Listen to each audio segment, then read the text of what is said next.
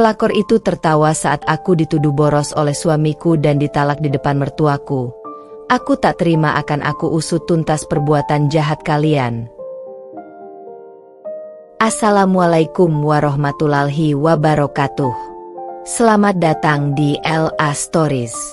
Di balik senyuman ada air mata yang tak terlihat. Di balik tawa, ada kisah yang tak pernah diceritakan. Ini adalah LA Stories, tempat di mana kisah nyata jadi pelajaran, dan luka hati jadi kekuatan. Setiap cerita di sini bukan sekadar drama, tapi potongan hidup yang bisa jadi cermin untuk kita semua. Siapkan hatimu, karena apa yang kamu dengar bisa mengubah cara pandangmu selamanya. Ini bukan sekadar cerita. Ini adalah kenyataan yang belum tentu sanggup kamu jalani.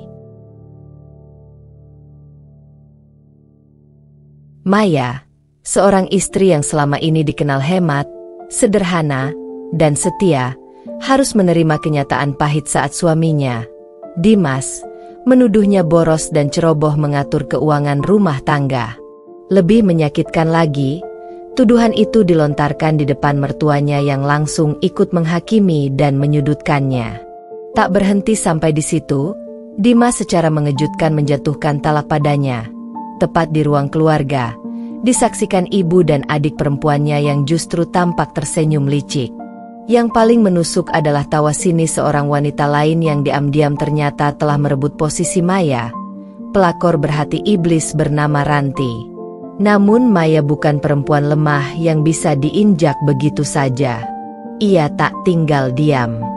Dengan luka hati yang belum sembuh, ia mulai mengumpulkan bukti, menyusun rencana, dan satu persatu mengungkap borok Dimas dan si pelakor.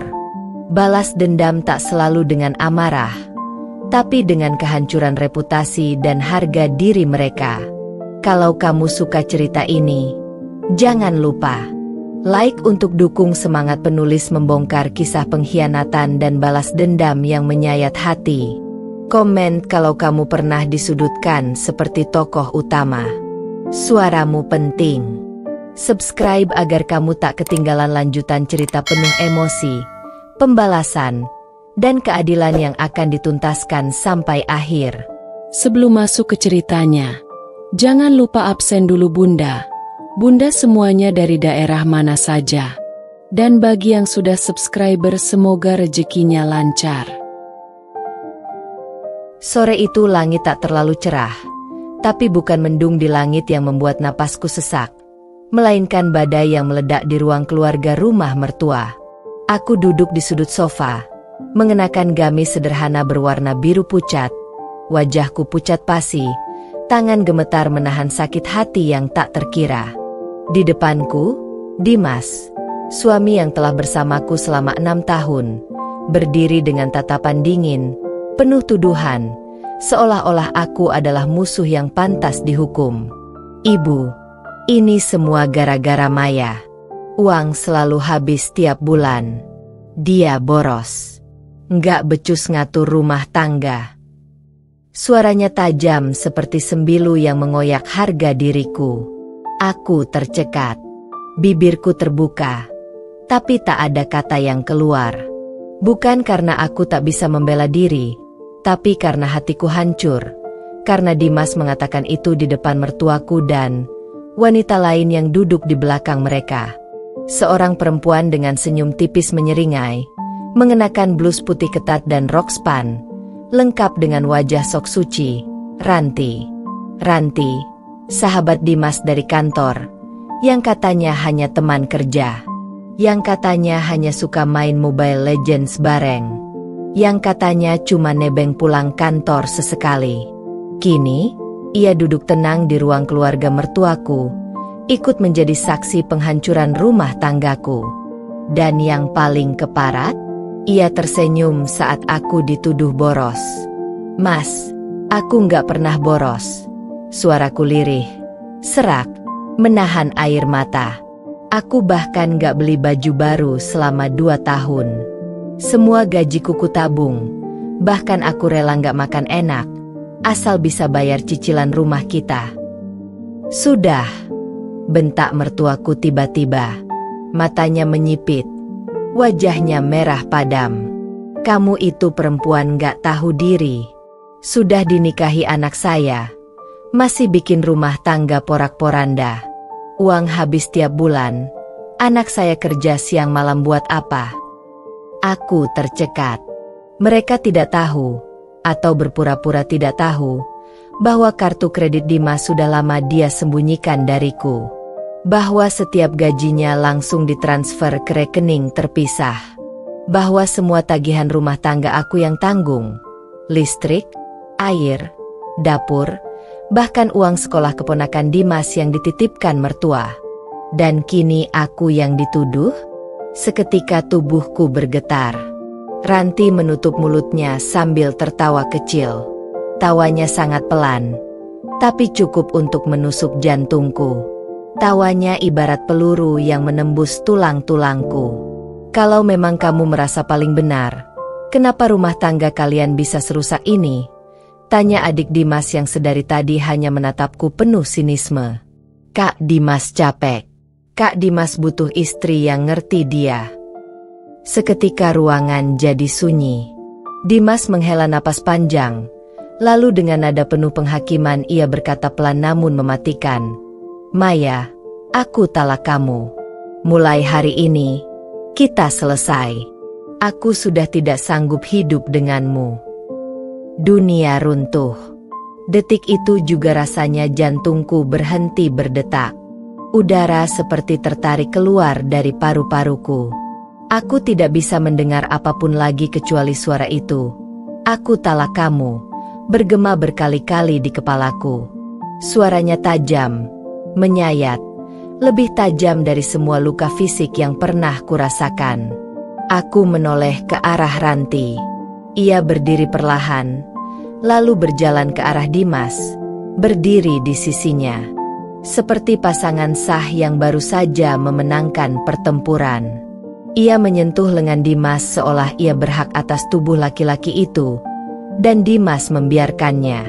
Aku terduduk lemas. Lututku goyah. Tapi aku tidak akan menangis di depan mereka. Tidak di depan pelakor itu. Tidak di depan mertua dan ipar yang selalu menyalahkanku. Tidak. Aku harus tetap kuat. Setidaknya sampai keluar dari rumah itu. Dengan tangan gemetar, aku bangkit. Kutatap mata Dimas untuk terakhir kalinya. Lalu kulihat wajah mertuaku yang penuh kemarahan palsu. Lalu aku tatap mata Ranti yang berkilat puas. Aku akan pergi. Suaraku rendah, namun tegas. Tapi satu hal yang kalian harus tahu. Aku tidak boros. Dan aku tidak akan tinggal diam. Aku akan usut semua ini sampai tuntas. Sampai kebenaran muncul dan semua topeng kalian tercabut. Ranti tersenyum angkuh. Silakan. Tapi hati-hati. Maya, kadang, yang terlalu ngotot cari kebenaran, justru makin malu sendiri. Aku tak menjawab. Tak ada gunanya meladeni iblis yang berselubung wajah cantik. Dengan langkah tertatih, aku berjalan meninggalkan rumah yang selama ini kupanggil rumah kedua. Tapi hari ini, rumah itu berubah jadi neraka yang membakar jiwaku. Aku keluar tanpa membawa apapun. Hanya luka, kehancuran, dan tekad membara. Aku akan kembali. Dan saat aku kembali, kalian akan tahu rasanya dihancurkan oleh perempuan yang dulu pernah kalian remehkan. Pintu rumah mertuaku tertutup pelan di belakang punggungku, tapi bunyinya terasa seperti dentuman keras yang menggema ke seluruh penjuru hati. Aku berdiri di teras rumah mereka, di bawah langit yang mulai gelap. Angin sore meniup pelan rambutku yang acak-acakan. Tidak ada koper, tidak ada baju, tidak ada suami yang mengejar, meminta maaf, atau sekadar memastikan aku baik-baik saja. Yang ada hanya udara dingin dan luka menganga di dada. Aku memeluk tubuhku sendiri. Jaket lusuh yang kupakai terasa tak mampu menghangatkan tubuh yang mulai menggigil. Bukan karena cuaca, tapi karena pengkhianatan. Pengusiran ini bukan cuma soal rumah tangga yang berakhir. Ini tentang harga diri seorang istri yang dituduh seenaknya, ditendang keluar tanpa kesempatan menjelaskan. Boros? Kata itu terus terngiang di kepala. Boros? Apa mereka lupa siapa yang membayar uang makan sebulan penuh saat Dimas kehilangan pekerjaan sementara tahun lalu? Apa mereka lupa? Aku yang menggadaikan cincin pernikahanku saat adik Dimas butuh uang operasional kuliahnya? Apa mereka lupa? Semua dekorasi ulang tahun ibu mertua yang mewah itu, uangnya dari tabunganku sendiri? Aku berjalan kaki menyusuri gang kecil, menyusuri kenangan yang menyesakan. Setiap langkah seperti menyeret semua luka yang tak tertanggungkan. HP-ku bergetar, kulihat layar, hanya notifikasi iklan. Bukan permintaan maaf, bukan permohonan penjelasan, bukan. Dimas. Langkahku terhenti di sebuah taman kecil di dekat halte. Kupandangi rumput yang basah oleh embun.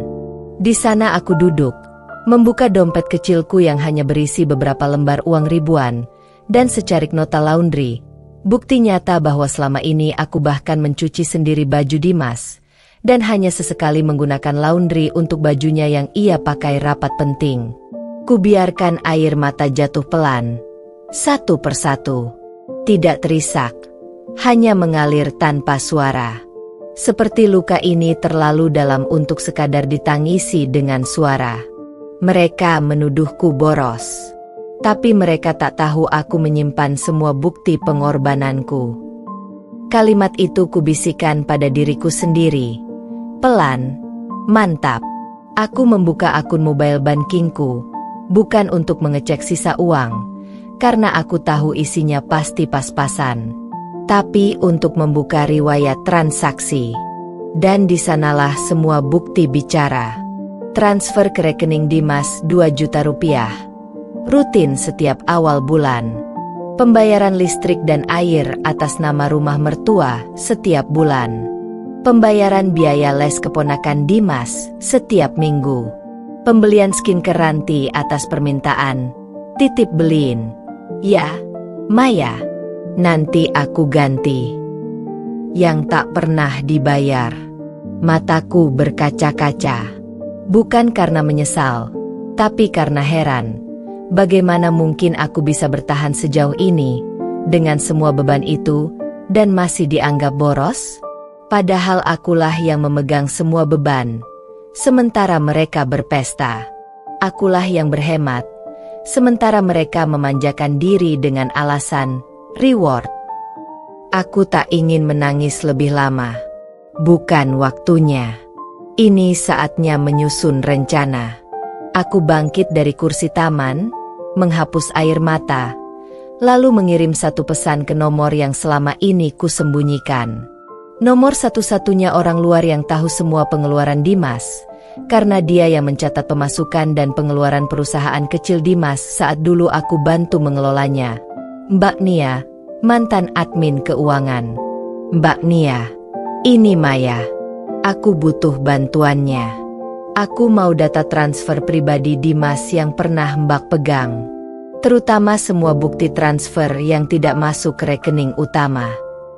Tak sampai 5 menit, balasan masuk. Astaga. Mbak Maya, ada apa? Aku masih simpan semua arsipnya di flash disk. Kapan kita bisa ketemu? Tanganku gemetar. Ini awalnya. Bukti-bukti itu akan menjadi pintu pertama untuk mengungkap betapa busuknya permainan Dimas dan Ranti. Aku tahu, mereka menyangka aku hanya perempuan yang akan menangis dan meratapi nasib di sudut kamar. Mereka salah besar. Aku bukan Maya yang dulu. Aku mungkin hancur, tapi dari reruntuhan ini, aku akan bangkit dan membawa kebenaran yang akan memalukan mereka di mata semua orang. Dan saat itu terjadi, aku ingin melihat siapa yang akan tertawa paling akhir. Bukan Ranti, bukan Dimas, tapi aku. Malam itu aku tidur di rumah kontrakan sahabatku, Laila. Bukan tidur sebenarnya. Tubuhku rebah di atas kasur tipis, tapi pikiranku terjaga, tak bisa tenang. Rasa sakitnya bukan lagi seperti ditusuk, lebih tepatnya seperti dibedah hidup-hidup. Dan di antara gelap sunyi malam yang menusuk, satu persatu kenangan mulai menyeruak ke permukaan, membuka mata batinku bahwa sebenarnya pelakor itu sudah lama masuk ke dalam rumahku. Ranti.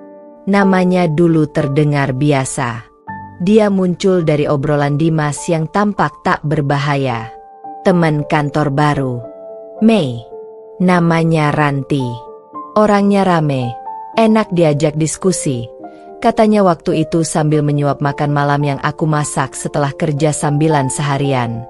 Aku hanya tersenyum, seperti istri polos pada umumnya yang tak punya rasa curiga. Lalu Ranti mulai ikut nongol di grup WhatsApp. Kirim stiker lucu, sesekali komentar di status suamiku, lalu mulai akrab menyapa. Hai Kak Maya, lucu banget anak kucingnya. Boleh adopsi satu nggak? Hi. Suaranya manis, gayanya sopan, tapi matanya menyimpan sesuatu yang sekarang baru kusadari, niat tersembunyi. Kecurigaanku baru tumbuh saat Dimas mulai sering pulang larut. Lembur, Mei, katanya sambil ganti baju cepat-cepat. Tapi aku tahu betul, proyek kantor mereka sudah rampung. Lembur dari mana? Sampai akhirnya, aku ingat malam itu. Malam di mana dia pulang jam 2 pagi. Saat kubuka pintu dengan mata bengkak karena tak bisa tidur, dia malah memelukku dan berkata lembut. Maaf ya sayang, Ranti minta antar pulang, motornya mogok. Bodohnya aku mengangguk. Menerima alasan yang kini terasa menjijikan. Dan ternyata bukan hanya itu. Ranti pernah beberapa kali ke rumah. Aku ingat betul ketika dia datang pura-pura antar kue kantor. Duh, Kak Maya pinter banget sih masaknya. Pantes Mas Dimas betah di rumah. Tapi, kakak nggak capek ya urus rumah? Kerja juga, masak pula. Senyumnya manis, tapi di matanya ada sindiran. Waktu itu aku anggap sebagai basa-basi, tapi sekarang ku tahu, itu pernyataan perusak. Perlahan, lembut, namun mematikan. Lalu, ada peristiwa kecil lain yang dulu kuanggap remeh, tapi ternyata fatal. Ranti pernah melihat lemari bajuku dan bilang, "Wah, Kak Maya bajunya sederhana ya. Keren sih, hemat gitu." Tapi Mas Dimas nggak pernah protes. Kupikir itu pujian. Sekarang aku sadar, itu racun. Ia tanamkan benih keraguan dalam pikiran suamiku. Pelan, tapi pasti, ia racuni hubungan kami. Aku mulai menyusun satu persatu puzzle itu dalam kepalaku. Dan semuanya cocok. Ranti bukan hanya pelakor yang datang tiba-tiba. Dia sudah masuk jauh, membaur, menyusup seperti hantu. Ia tahu kapan harus muncul, kapan harus menjilat, kapan harus mengadu, dan kapan harus memukul dengan senyum di bibir. Pagi harinya aku menemui Mbak Nia di sebuah kafe kecil. Tangannya memberiku sebuah flash disk. Kecil, tapi terasa seperti granat. Isi semua transfer pribadi Dimas. Mbak. Termasuk biaya-biaya pengeluaran aneh yang dia simpan dari laptop kantor, ujar Mbak Nia pelan. Aku buka file itu di laptop Laila. Mataku membelalak. Transfer ke rekening pribadi atas nama Ranti Ayu Lestari. 2 juta rupiah setiap tanggal 15. 5.300.000 rupiah dengan keterangan cicilan apartemen. 1.200.000 rupiah. Gift buat kamu ya, sayang hati hitam. Dan itu hanya dari 1 bulan. Dunia seperti berguncang. Dunia seperti berguncang. Ternyata uang yang mereka bilang aku boros, Justru mengalir deras ke rekening perempuan yang tertawa saat aku ditendang dari rumah. Yang lebih menyakitkan lagi, ada bukti bahwa Ranti menggunakan alamat rumah mertuaku saat mendaftar membership game elit di kota ini. Berarti, mereka semua tahu. Mertuaku tahu. Adik iparku tahu. Mereka semua tutup mata. Mereka semua komplotan penghancur rumah tanggaku. Seketika itu juga dadaku terasa penuh bara. Tapi aku tahu, kemarahan ini harus disalurkan dengan cerdas. Bukan ledakan, tapi rencana. Aku akan kumpulkan semua bukti ini. Aku akan bawa ini ke tempat yang tepat. Ke kantor, ke publik, bahkan ke jalur hukum bila perlu. Dan yang pasti, aku akan bongkar satu persatu topeng mereka. Maya yang dulu diam, Maya yang dulu menerima tanpa suara, telah mati malam itu. Yang hidup kini adalah Maya yang akan berdiri di atas kehancuran mereka. Dan aku bersumpah, akan kulihat dengan mataku sendiri saat mereka tak bisa lagi tertawa. Bahkan untuk menyebut namaku saja, mereka akan menggigil ketakutan. Pagi itu, aku berdiri di depan cermin kamar kontrakan Laila, mengenakan gamis lama berwarna krem yang mulai memudar warnanya. Rambutku kusut, mata sembab, dan wajahku benar-benar tampak seperti perempuan yang baru saja dibuang dari kehidupan yang ia perjuangkan mati-matian. Tapi anehnya, aku tidak menangis. Karena luka yang kurasakan sudah melampaui air mata. Tangisku tidak keluar dari mata, tapi dari dalam jiwa yang terkoyak dan diseret paksa ke jurang kehancuran tanpa pilihan. Aku terdiam cukup lama. Cermin itu tak hanya memantulkan sosok tubuhku, tapi memantulkan luka yang tak pernah mereka lihat. Luka yang tak pernah mereka pedulikan.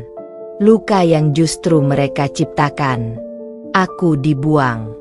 Dibuang seperti kain lap kotor. Seolah aku ini hanya beban. Seolah semua pengorbanan yang kulakukan hanyalah kesalahan. Dan yang paling menyakitkan adalah mereka membuangku tanpa rasa bersalah sedikit pun. Ponselku berdering.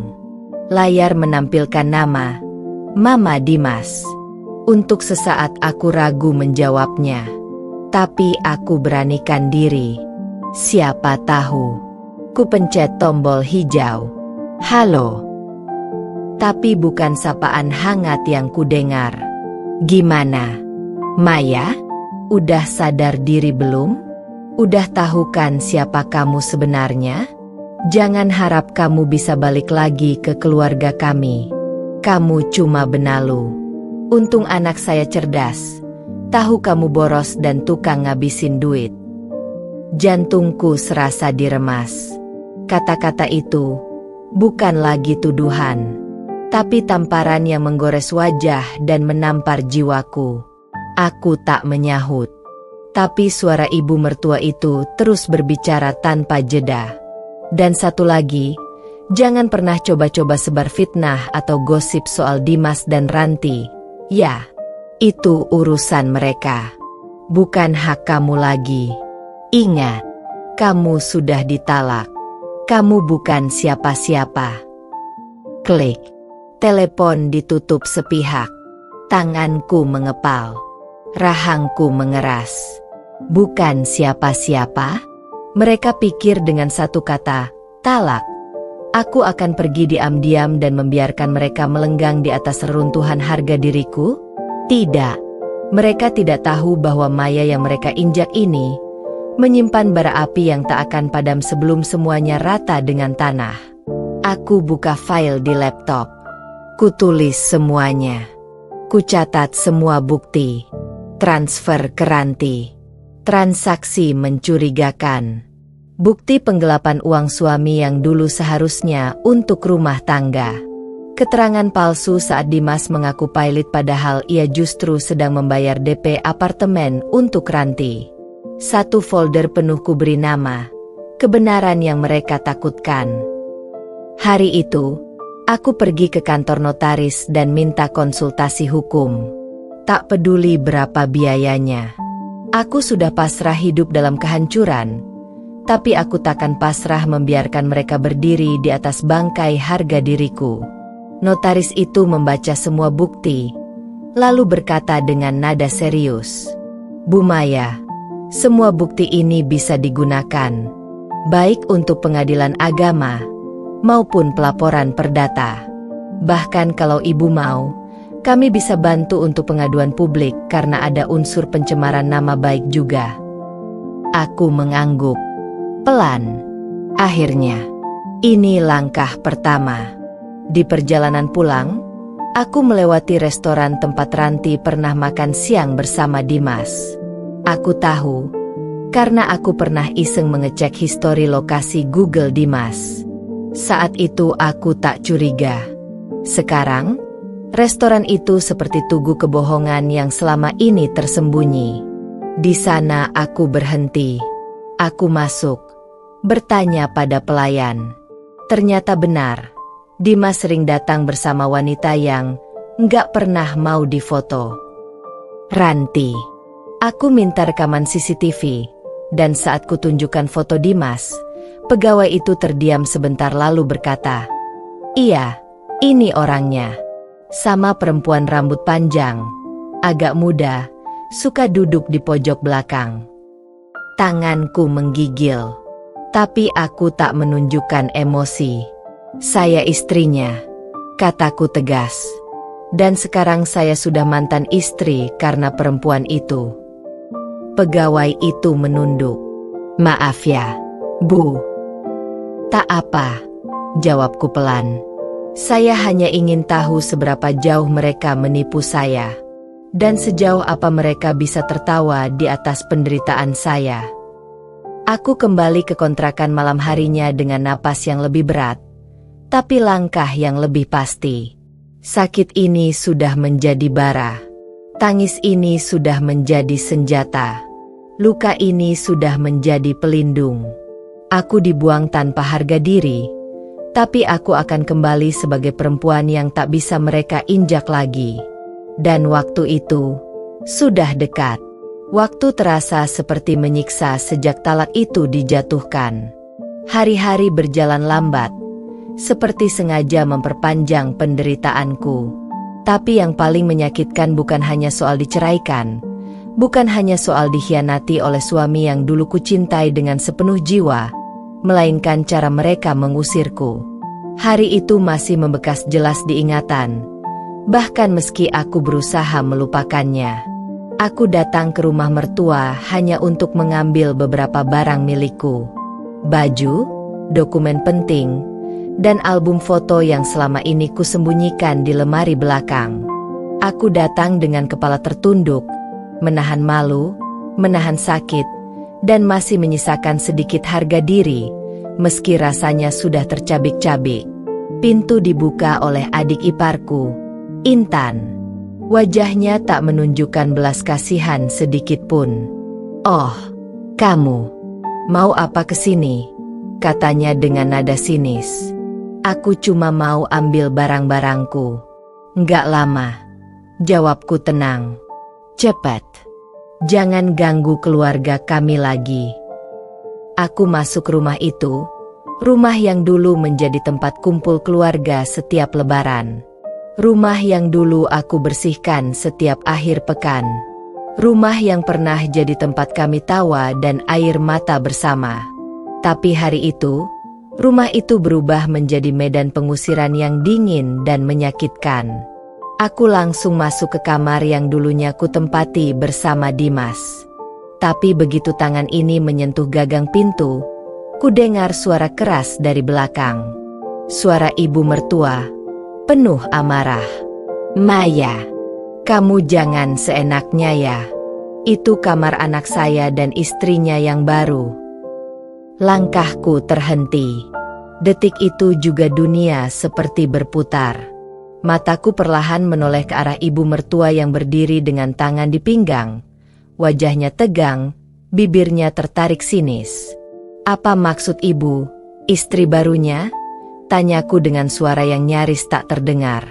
"Ranti udah tinggal di sini.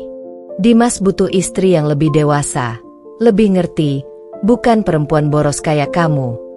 Teriaknya, seolah tak cukup puas menghancurkan harga diriku di depan orang banyak. Kini ia melakukannya lagi. Lalu kulihat Ranti keluar dari kamar yang dulu tempat aku tidur bersama suamiku. Dia mengenakan daster satin merah muda, rambut dikuncir tinggi, wajah bersih tanpa dosa. Ia tersenyum menyeringai padaku. "Hai Kak Maya, mau ambil barang ya? Santai aja. Kok, aku udah geserin bajumu ke kardus di luar. Nggak usah repot masuk-masuk lagi." Tubuhku membeku. Seketika dadaku sesak. Aku bahkan nyaris terjatuh kalau saja tidak kutahan pada dinding. Bukan hanya karena pengkhianatan Dimas, tapi karena mereka semua kompak mengusirku dengan bangga. Seolah aku ini kutukan yang harus dibersihkan dari rumah. "Kamu gak pantas lagi ada di rumah ini, Maya," ucap ibu mertua lagi. "Kamu udah ditalak. Dan sekarang Dimas bahagia. Jangan rusak kebahagiaan anak saya lagi." Aku menatap wajah mereka satu persatu. Ranti yang berdiri dengan tubuh santai, seolah dialah ratu di istana yang dulu aku bangun. Ibu mertua yang bahkan tak mau menatap mataku langsung. Dan Intan yang berdiri di tangga dengan senyum puas. Mereka semua sudah menyusun perannya. Mereka semua sudah sepakat menendangku keluar. Dan aku berdiri di tengah-tengah itu, sebagai musuh. Kutelan ludahku. Kutahan air mata yang sudah menggantung. Aku tahu, jika aku menangis sekarang, mereka akan puas. Jika aku memohon, mereka akan menang. Maka kupilih berdiri tegak, meski kakiku bergetar. "Terima kasih," ucapku pelan. "Terima kasih karena sudah menunjukkan wajah asli kalian. Kalian mengira ini akhirku. Tapi ini justru awal dari kehancuran yang akan kalian tanggung. Aku tidak akan tinggal diam. Ingat itu baik-baik." Lalu aku melangkah keluar. Kardus-kardusku ditaruh begitu saja di pinggir pagar. Kardus yang berisi sisa kehidupanku. Baju lama, sepatu usang, album foto yang pernah kami isi bersama. Kardus-kardus itu basah kena air, tanpa ditutup, tanpa rasa hormat sedikit pun pada perempuan yang pernah menjadi menantu mereka. Aku mengambil semuanya tanpa berkata satu patah kata pun lagi. Tapi dalam hatiku, aku bersumpah, pengusiran ini akan jadi awal dari pembalasan yang tak akan bisa mereka hapus dari hidup mereka. Hari-hari pasca pengusiran itu berjalan seperti mimpi buruk tanpa jeda. Tapi aku masih bernapas. Masih bisa berdiri. Masih bisa berpikir. Dan justru dari titik terendah inilah, aku mulai bangkit. Bukan dengan air mata. Bukan dengan ratapan. Tapi dengan satu hal yang tak pernah bisa diremehkan oleh siapapun. Kebenaran. Aku bukan perempuan kaya, bukan anak orang berkuasa, tapi aku punya sesuatu yang lebih mematikan dari kekuasaan dan harta mereka. Aku punya bukti, dan aku punya luka yang berubah menjadi tekad. Sejak hari itu, aku mulai menyusun semua bukti yang kukumpulkan. Setiap transfer Dimas ke rekening Ranti, setiap keterangan pengeluaran yang dia rekayasa. Catatan komunikasi mereka, rekaman suara, screenshot chat yang sempat tak sengaja kukirim ke email pribadiku sebelum semua diblok. Dan yang paling penting, keterlibatan keluarga Dimas dalam kejahatan ini. Mereka tahu, mereka diam, dan diam mereka adalah bagian dari penghancuran hidupku. Aku datangi kantor hukum yang dikenal membela korban kekerasan dalam rumah tangga secara psikologis dan ekonomi. Namanya Lentera Keadilan. Di sana, aku bertemu Bu Ratna, pengacara perempuan yang langsung memahami isi folder bukti-buktiku hanya dalam 10 menit. "Bu Maya, Kalau ini semua benar, maka suami ibu tidak hanya berselingkuh. Ia juga telah melakukan manipulasi finansial dan penggelapan harta bersama. Belum lagi keterlibatan pihak ketiga yang secara terang-terangan merusak rumah tangga orang lain, katanya sambil membuka dokumen demi dokumen. Aku mengangguk. Suaraku mantap. Saya ingin menuntut, bukan untuk kembali, tapi untuk menyadarkan mereka bahwa mereka menyentuh perempuan yang salah. Malamnya, aku duduk di kamar kontrakan Laila.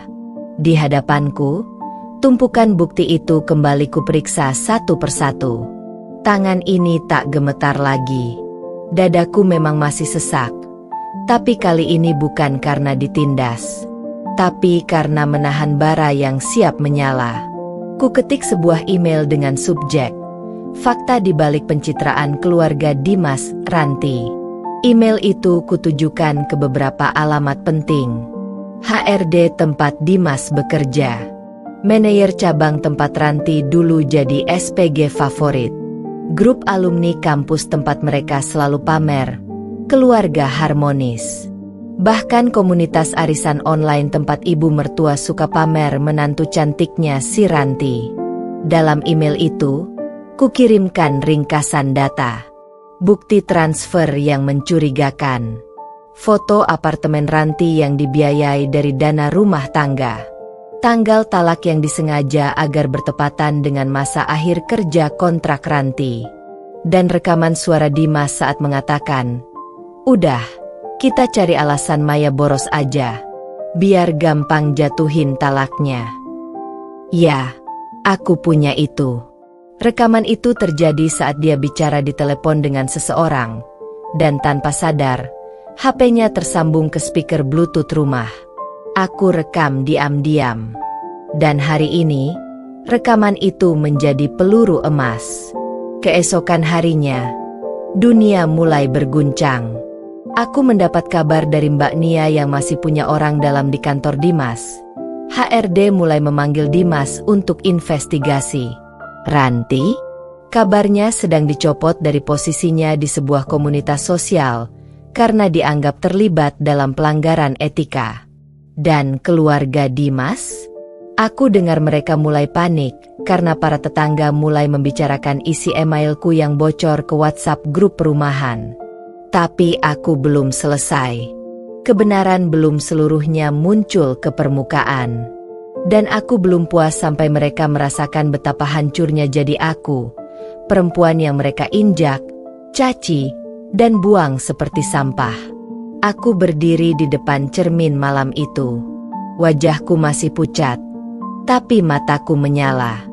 Dulu kalian hina aku karena aku diam.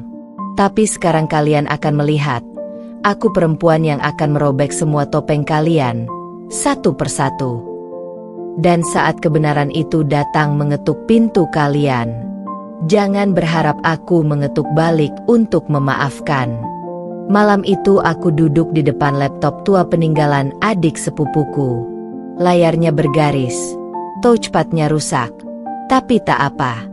Dari perangkat reot inilah aku menggali kebenaran yang selama ini mereka sembunyikan. Setiap klik, setiap folder, setiap file adalah langkah menuju keadilan. Bukti-bukti yang telah kukumpulkan memang sudah kuat. Tapi aku tahu, mereka pasti menyimpan sesuatu. Ada sesuatu yang mereka sembunyikan. Dan naluriku tak pernah salah. Aku mulai menelusuri jejak digital Dimas lebih dalam. Dulu aku sempat menjadi pengurus keuangan kecil-kecilan usaha dropship yang kami jalankan. Aku masih punya akses ke akun email lama, akun e-commerce, dan satu akun Drive Cloud. Dan di sanalah aku menemukan folder mencurigakan, bernama singkat, Arsip P. Dengan hati-hati, aku buka folder itu. Di dalamnya, puluhan foto struk pengeluaran. Bukan struk belanja rumah tangga, tapi pengeluaran-pengeluaran yang jelas tak pernah kubahas dengannya. Ada pembelian jam tangan mewah seharga puluhan juta. Ada bukti pemesanan hotel bintang 5 di Bandung, Tanggalnya bertepatan dengan hari ulang tahunku, hari di mana ia bilang sedang dinas luar kota dan tak bisa pulang. Ada juga nota dari toko perhiasan. Bukan atas namaku, tapi atas nama Ranti Ayu Lestari. Tangan ini gemetar. Jadi saat aku menghabiskan hari ulang tahunku sendiri, memasak mie instan karena tak mampu beli kue, dia tidur di hotel mewah bersama pelakor itu. Aku menghela napas panjang. Tapi tak berhenti di situ. Aku temukan rekaman email ke seseorang bernama Pak Heru dengan subjek sertifikat sementara. Aku buka email itu, dan di dalamnya scan dokumen kepemilikan rumah atas nama Ranti. Rumah. Ya, Dimas menggunakan dana warisan kecilku yang dulu kutitipkan di rekening bersama untuk membeli rumah, dan rumah itu dia balik atas nama pelakor yang sekarang duduk manis di tempatku. Darahku mendidih, tapi aku tak boleh gegabah. Dokumen ini terlalu penting untuk hanya jadi pelampiasan emosi. Ini peluru besar.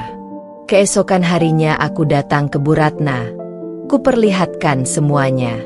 Ia memandangi dokumen itu dengan alis terangkat. "Bu Maya," katanya pelan, "ini bisa jadi kasus penipuan dan penggelapan aset dalam rumah tangga. Karena warisan itu secara hukum milik Anda sebelum diserahkan ke rekening bersama. Dan Dimas mengalihkannya tanpa persetujuan." Aku mengangguk. Dan saya ingin itu dikembalikan. Sampai sen terakhir, ujarku dingin. Sore harinya aku menelepon nomor yang tak pernah kubuka sejak perceraian. Nomor asisten pribadi Dimas yang dulu pernah kuanggap seperti adik sendiri. Namanya Nando. Ia sempat keluar dari kantor Dimas setelah merasa tidak nyaman dengan urusan personal bosnya. "Nando, aku tahu ini mendadak, tapi aku perlu bantuan. Kalau kamu masih simpan dokumen lama, atau tahu soal proyek gelap Dimas yang tidak dilaporkan ke kantor, aku butuh itu." Hening. Lalu Nando menjawab, suaranya ragu. "Bu Maya, saya tahu saya seharusnya nggak ikut campur. Tapi saya nggak bisa diam waktu ibu dipermalukan begitu. Saya masih simpan flash disk lama. Isinya bukti proyek ilegal yang Dimas dan Ranti jalankan atas nama kantor. Padahal itu proyek pribadi. Saya takut kasih tahu siapa-siapa. Tapi kalau untuk ibu, saya bersedia bantu."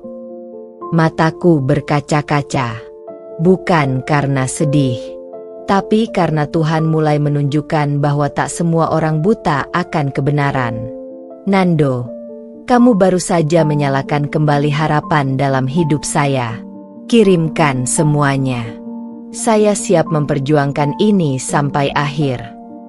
Dan malam itu, flash disk itu sampai ke tanganku.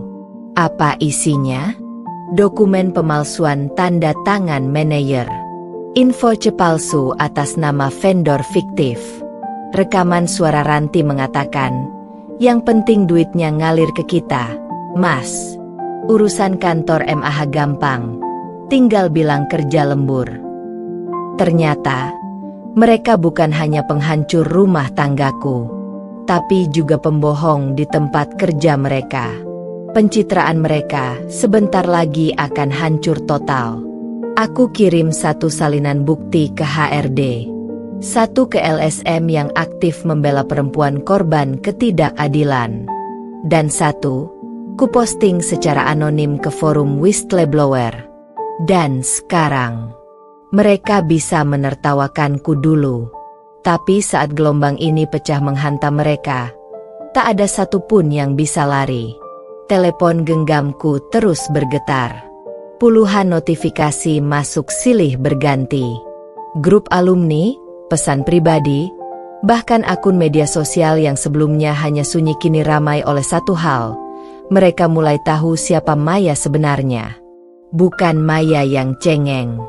Bukan Maya yang diam saja saat diinjak dan dihina. Tapi Maya yang melawan dengan kepala tegak dan bukti di tangan. Pagi itu, Aku duduk di warung kopi kecil tak jauh dari kantor hukum Bu Ratna. Kopi hitam di cangkirku mengeluarkan aroma tajam, sama seperti suasana hatiku. Satu pesan masuk dari nomor tak dikenal, tapi aku langsung mengenali siapa pengirimnya hanya dari gaya tulisannya. Maya, ini Mama Dimas. Tolong hentikan semua ini. Nama baik keluarga kami sedang dipertaruhkan. Aku membaca pesan itu berulang kali. Bukannya iba, aku justru tersenyum sinis. Nama baik? Keluarga yang menuduhku boros tanpa bukti, yang membuangku seperti sampah di depan rumah, yang mengizinkan pelakor menduduki tempatku, sekarang bicara tentang nama baik? Tak lama, masuk pesan kedua dari Dimas. Ayolah Mei, kamu sudah menang. Mau apa lagi sih? Jangan rusak semuanya. Menang? Lucu sekali. Mereka kira ini semata soal kemenangan pribadi. Mereka lupa, aku tidak pernah memulai peperangan ini. Tapi aku akan pastikan aku yang mengakhirinya. Aku mengetik balasan singkat. Baru sekarang kamu merasa rusak? Bukankah kalian dulu tertawa saat aku hancur? Tunggu saja. Ini baru permulaan. Aku kirim pesan itu dengan tenang, lalu membuka email balasan dari kantor tempat Dimas bekerja. Ibu Maya, kami sudah menerima laporan dan bukti yang Anda kirimkan. Terima kasih atas informasinya. Kami sedang melakukan audit internal dan proses investigasi menyeluruh atas nama Dimas Prasetyo dan Ranti Ayu Lestari. Akhirnya, batu besar pertama mulai retak. Aku bisa membayangkan wajah pucat Dimas saat dipanggil ke ruang HRD dan diberi tumpukan dokumen penggelapan proyek. Aku bisa membayangkan bagaimana Ranti gelagapan menjawab ketika foto-foto liburan mewahnya ditanyakan sumber uangnya oleh manajemen. Dan aku tahu, ini belum apa-apa dibanding apa yang akan mereka hadapi nanti. 3 hari kemudian, tetangga lama mengirimiku voice note. Mei, kamu hebat. Satu kompleks heboh. Ternyata semua yang kamu tuduhkan benar. Sekarang rumah ibu mertua kamu sepi. Katanya semua orang nyinyir gara-gara aib keluarganya terbongkar. Aku memejamkan mata. Bukan karena senang mendengar mereka dipermalukan, tapi karena akhirnya dunia tahu siapa sebenarnya yang menjadi korban. Selama ini, aku dituduh boros, egois, keras kepala. Tapi sekarang, semua luka yang kuceritakan terbukti lewat data, bukan sekadar cerita sedih. Hari itu aku berdiri di depan cermin untuk pertama kalinya tanpa menangis. Wajahku masih sama, tapi mataku berbeda. Mataku kini menyala dengan semangat yang baru. Semangat untuk membuktikan bahwa perempuan yang diinjak martabatnya bisa bangkit dan membuat dunia gemetar. Dan untuk Ranti, untuk Dimas, untuk keluarga mereka yang dulu menertawakanku saat aku hanya punya air mata. Hari-hari damai kalian sudah selesai. Aku belum selesai. Belum cukup. Aku akan buat kalian merasakan bagaimana rasanya dipermalukan, dihancurkan, dan kehilangan segalanya. Sama seperti aku dulu. Tapi bedanya, kalian akan mengalaminya dengan mata terbuka, dan rasa malu yang tak bisa lagi ditutupi. 3 hari sejak aib mereka mulai terkuak, aku tak perlu repot-repot menyerang lagi, karena mereka mulai saling menyerang satu sama lain. Pagi itu, aku menerima kiriman pesan video dari seorang rekan lama di kantor Dimas. Video berdurasi 2 menit yang diambil diam-diam dari balik ruangan kaca kantor tempat Dimas dan Ranti duduk berhadapan. Dan di video itu, terlihat jelas Ranti mengamuk. Tangan menunjuk-nunjuk wajah Dimas, suara meninggi, rambut diikat setengah berantakan. Wajahnya penuh kemarahan yang selama ini ia sembunyikan di balik senyum palsunya. Kamu janji ini semua bakal aman, Dim. Kamu bilang semuanya udah diatur. Sekarang aku dipanggil manajer, ditanya-tanya soal rekening, Soal hotel. Ini semua karena kamu. SSSD. Jangan teriak-teriak gitu di kantor. Kita bisa dipecat kalau bikin ribut. Ran. Dimas mencoba menenangkannya, tapi terlihat jelas ketakutan mulai menghantui wajahnya. Enak aja kamu ngomong. Yang dapat semua harta gue. Rumah atas nama gue. Apartemen juga. Sekarang kalau ketahuan, siapa yang bakal disalahin? Aku. Dimas. Aku yang kamu korbankan demi citra kamu tetap bersih. Aku menutup video itu dengan napas panjang. Akhirnya, retakan itu mulai muncul. Pelakor yang dulu tersenyum di atas reruntuhan rumah tanggaku, kini mulai panik saat bangunan istana palsunya mulai roboh. Dan yang paling manis adalah, mereka saling menyalahkan. Dimas menyalahkan Ranti karena terlalu banyak belanja pakai rekening palsu. Ranti menyalahkan Dimas karena tak cukup pintar menyembunyikan aib. Keduanya mulai meragukan satu sama lain. Dua pengkhianat mulai saling tikam. Tak lama setelah video itu, aku menerima pesan dari nomor anonim. Nomornya tidak kusimpan, tapi isi pesannya membuat dadaku berdebar. Kak Maya, aku nggak kenal baik, tapi aku kerja di klinik kecantikan tempat Mbak Ranti biasa perawatan. Barusan dia kesini, nangis. Katanya dia stres. Dihujat netizen, teman-teman menjauh. Bahkan Ibu Dimas sendiri katanya mulai nggak terima karena keluarga besar jadi malu. Katanya, aku capek jadi kambing hitam. Aku terdiam. Capek jadi kambing hitam? Padahal dulu dia tersenyum puas saat aku dituduh boros. Dulu dia menertawakan saat aku diusir. Dulu dia berkata, "Nggak usah repot masuk kamar. Bajumu udah aku pindahkan ke kardus, Kak." Dan sekarang dia menangis? Itu belum seberapa. Ranti, itu baru bagian luar dari keruntuhanmu. Sore itu, Bu Ratna mengabariku. Kasus pelaporan penggelapan aset mulai berjalan. Pihak kepolisian bahkan mulai menyelidiki rekening dan properti atas nama Ranti. Dan, bagian terbaiknya, mereka akan memanggil saksi utama, ibu mertua dan Intan. Karena nama mereka tercatat pernah membantu pengalihan rekening saat aku sedang bekerja. Ya, mereka ikut andil. Mereka bukan korban. Mereka bagian dari kejahatan itu. Malam itu aku menyalakan satu lilin kecil di kamarku. Bukan untuk drama, tapi sebagai simbol.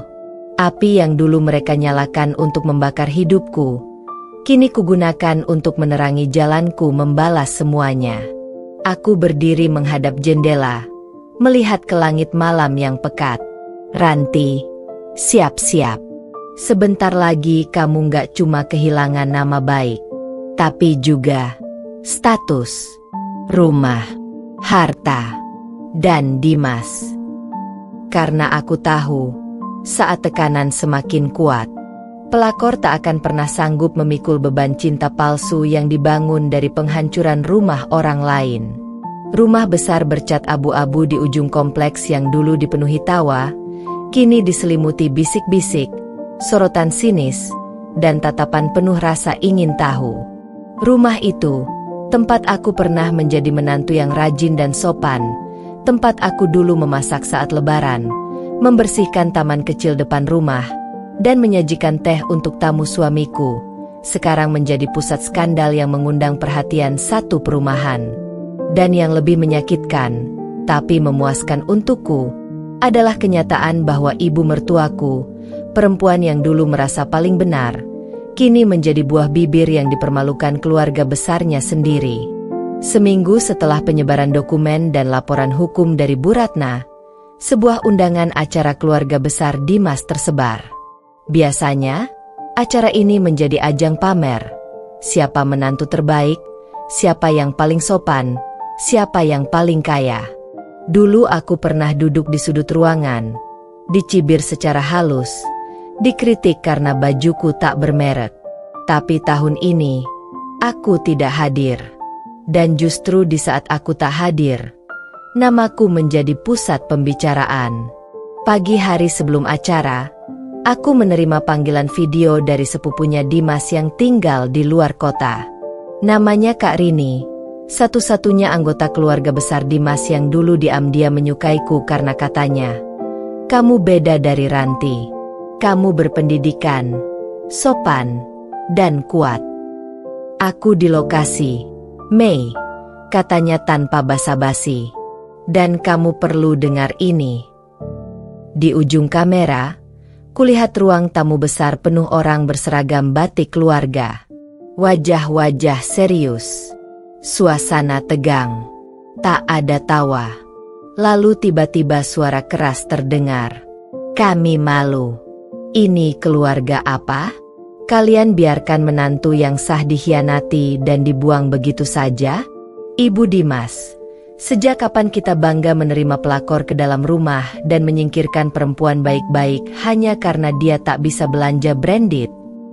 Itu suara paman tertua Dimas. Orang yang paling dituakan.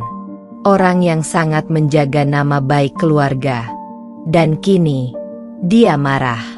Di depan semua orang. "Kami dapat kiriman data dari pihak luar. Bukti bahwa menantu kalian mencuri dana rumah tangga, memalsukan bukti, bahkan melakukan konspirasi dengan anak perempuan yang jadi penyebab perceraian itu. Apa kalian pikir keluarga besar akan diam? Ini bukan soal Maya saja. Ini soal kehormatan marga kita." Ibu mertuaku terduduk lemas di sofa. Tak bersuara. Bahkan tidak bisa membela diri. Beberapa tante-tante yang dulu suka mencibirku, kini justru mencibirnya.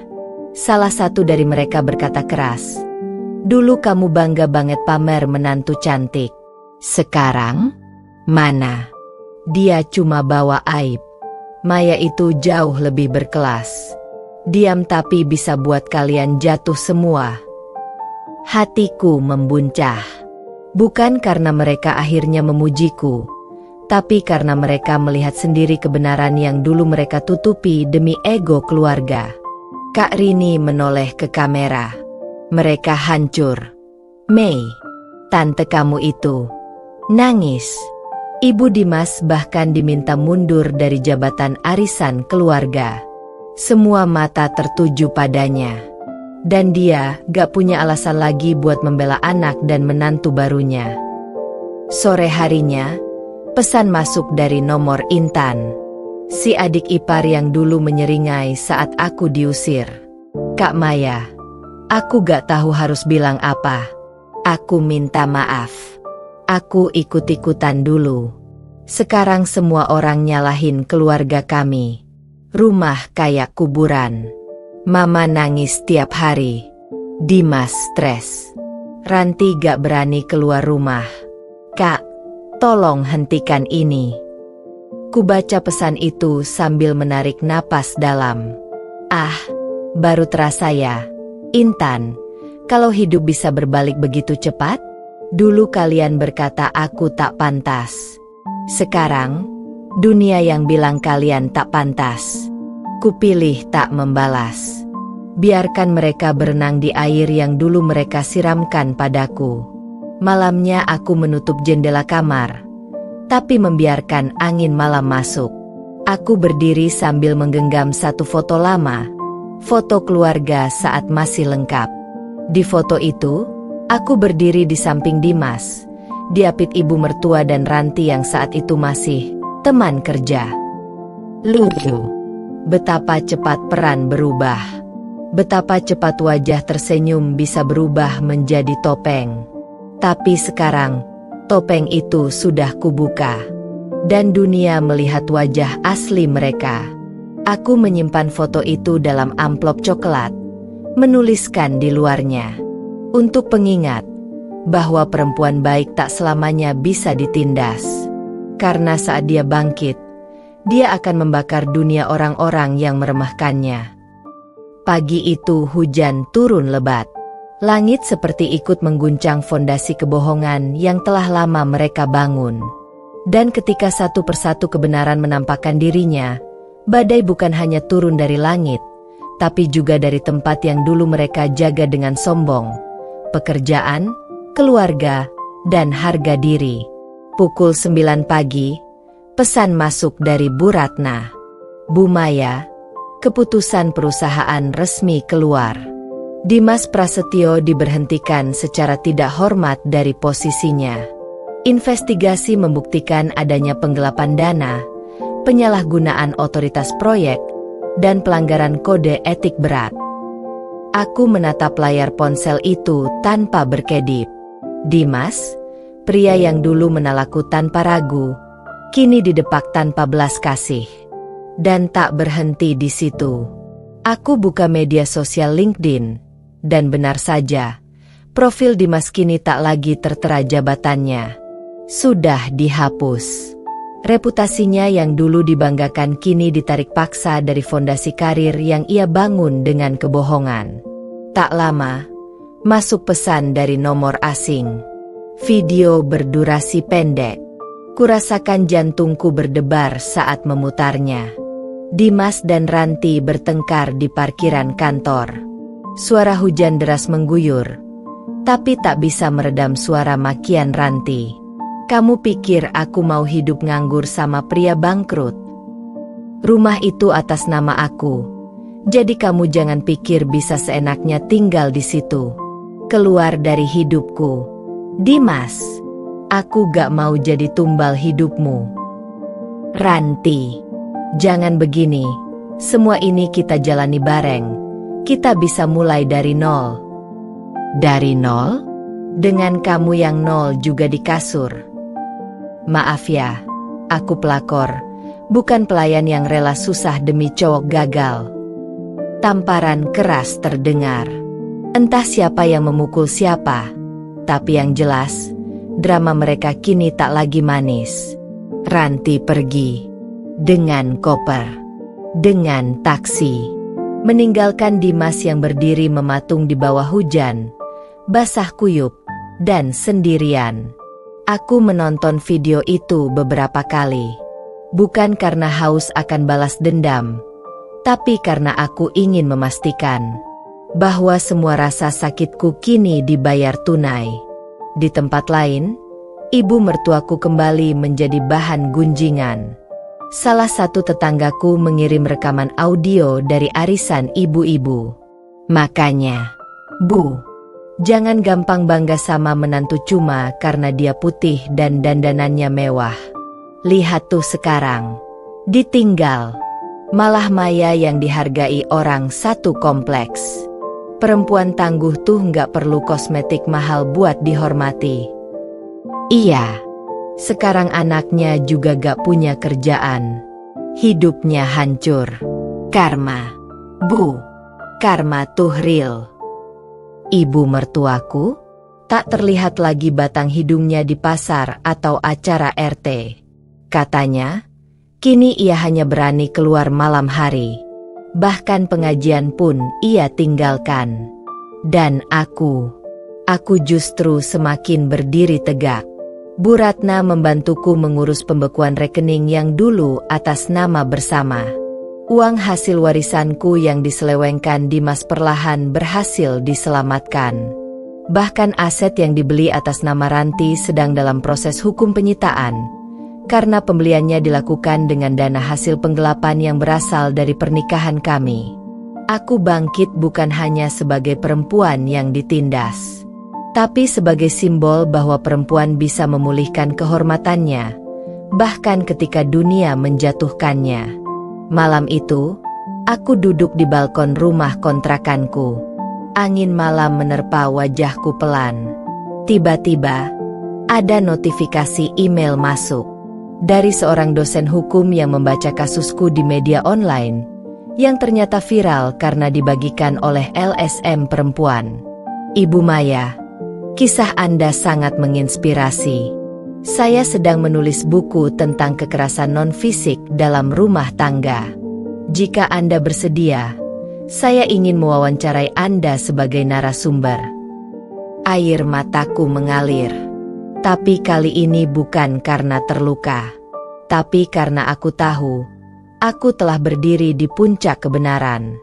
Dari seorang istri yang dituduh boros, ditalak di depan mertua, diusir tanpa harga diri.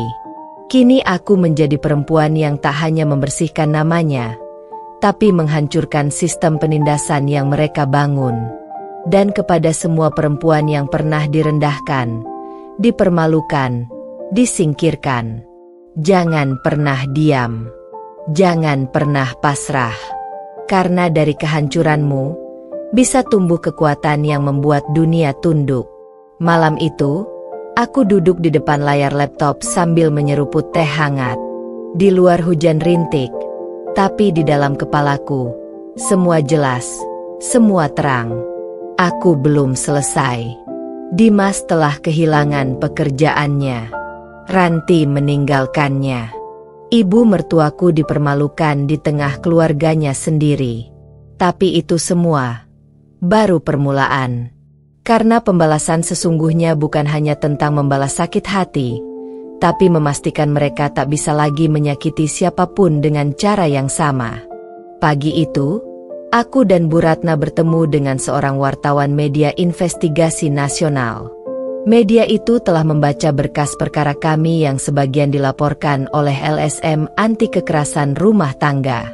Mereka tertarik membuat liputan khusus.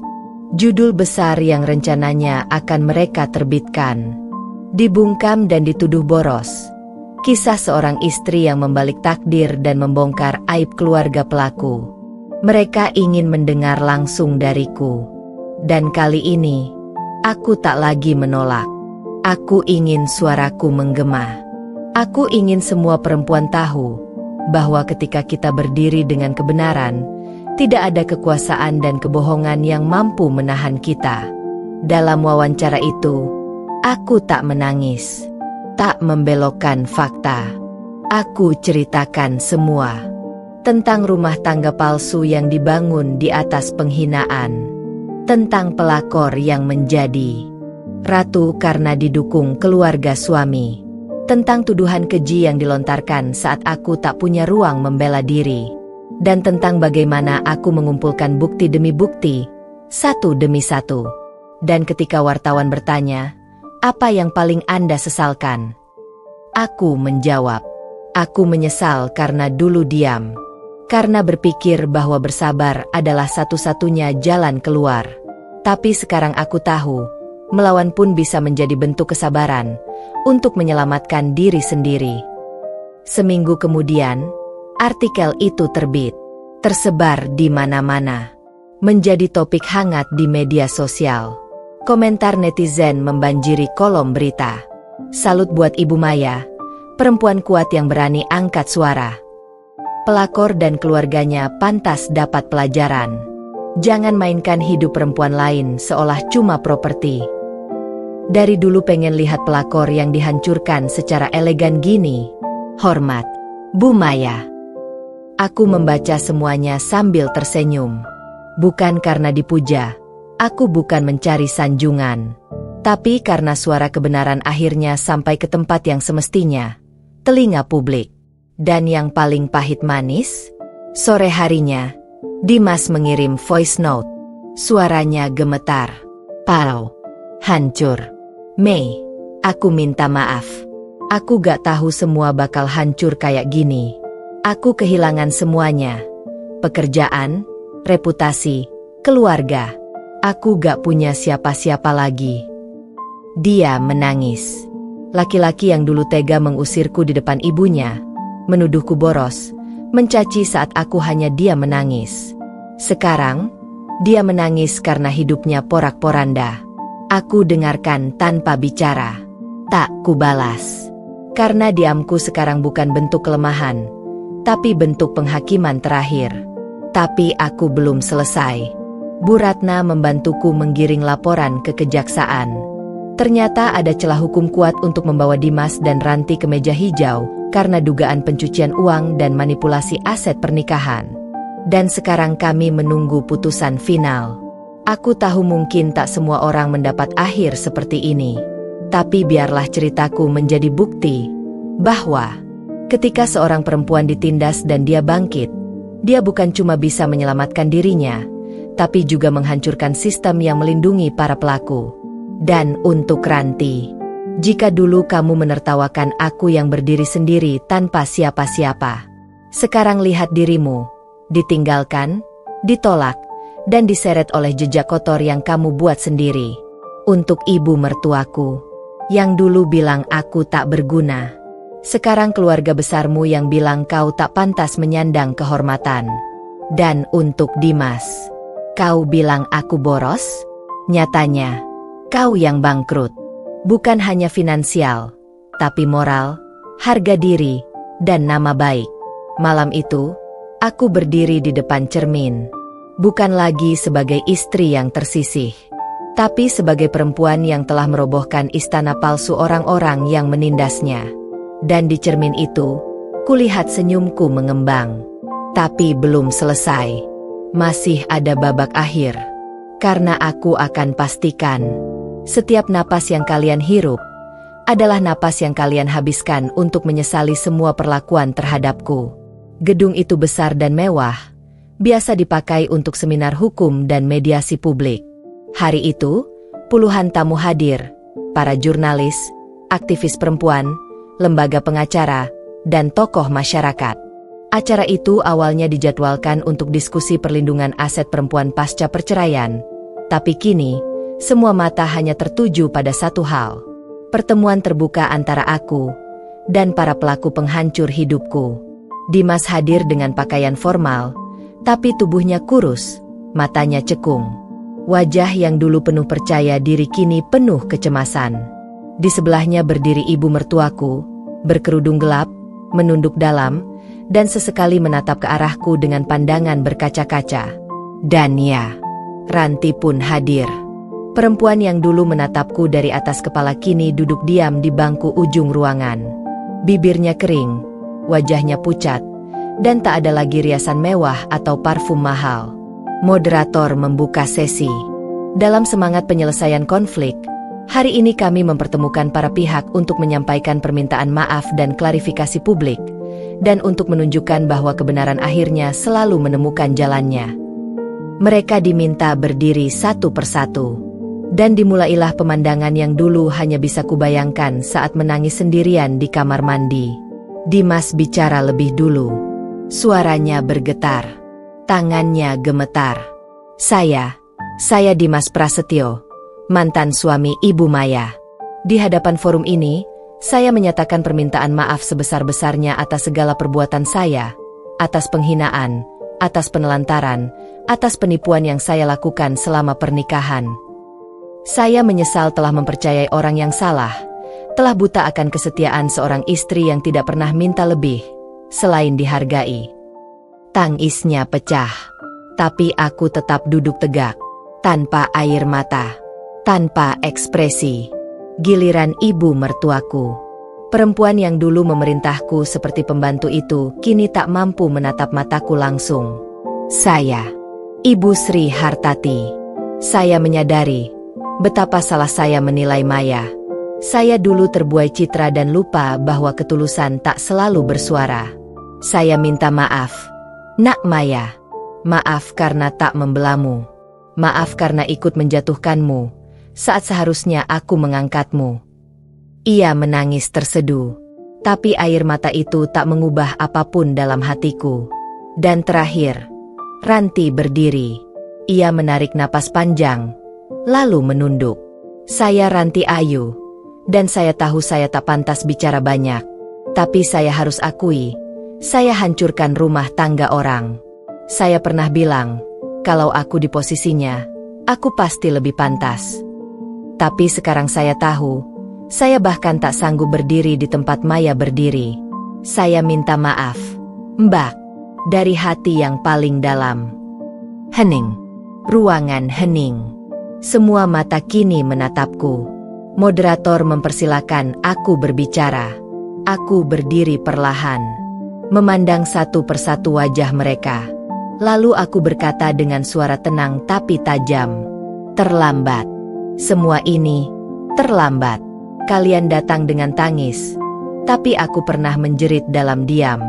Aku berdiri di sini bukan untuk menyambut maaf, tapi untuk menunjukkan bahwa siapapun yang ditindas, ketika berdiri, bisa membuat kalian bertekuk lutut. Kalian telah mencuri waktuku, harga diriku, bahkan jati diriku. Tapi aku temukan kembali semuanya. Dan lebih dari itu, aku temukan diriku yang baru, yang tak akan lagi jatuh untuk tangan-tangan palsu seperti kalian. Kalian meminta maaf di depan umum karena malu. Aku ingin kalian tahu, dulu aku meminta maaf di depan kalian karena kalian memaksaku merasa salah atas hal yang tak pernah kulakukan. Hari ini, kalian akhirnya tahu rasanya. Aku tak menangis, tak menjerit. Aku hanya menatap mereka dingin. Karena penghinaan tak selalu dibalas dengan balasan. Kadang, cukup dengan pembuktian bahwa kita mampu berdiri saat mereka bertekuk lutut. Setelah acara usai, aku keluar ruangan. Para wartawan mengejarku, bertanya soal proses hukum, soal rencana ke depan. Tapi aku hanya menjawab, saya sudah mendapatkan yang paling penting, kebenaran. Dan ketika aku sampai di tangga depan, aku melihat sepasang anak kecil dari yayasan yang diundang untuk tampil di sesi penutup. Mereka menyanyikan lagu tentang harapan dan kekuatan perempuan. Aku tersenyum. Kini aku bukan hanya penyintas, tapi simbol. Simbol bahwa perempuan bisa hancur, tapi bangkit bukan hanya untuk dirinya, melainkan untuk menunjukkan pada dunia, jangan pernah anggap remeh suara yang dibungkam. Hari itu langit Jakarta cerah. Burung-burung di pepohonan halaman Istana Negara berkicau ringan, seolah tahu bahwa hari itu bukan hari biasa. Hari itu, aku, Maya, duduk berdampingan dengan perempuan-perempuan hebat dari seluruh penjuru negeri dalam forum nasional bertema Suara Perempuan, Keadilan untuk Semua. Tak ada satupun dari mereka yang tahu bahwa 2 tahun lalu aku adalah perempuan yang dituduh boros, ditendang dari rumah suami, dipermalukan di depan mertua karena skenario busuk seorang pelakor. Yang mereka tahu sekarang hanyalah aku, Maya, perempuan penyintas, pejuang keadilan, dan simbol keberanian. Undangan itu datang dari Kementerian Pemberdayaan Perempuan dan Perlindungan Anak. Aku diminta menjadi pembicara tamu, mewakili suara istri-istri yang menjadi korban kekerasan emosional, penelantaran, dan pengkhianatan rumah tangga. Forum itu bukan sekadar penghargaan.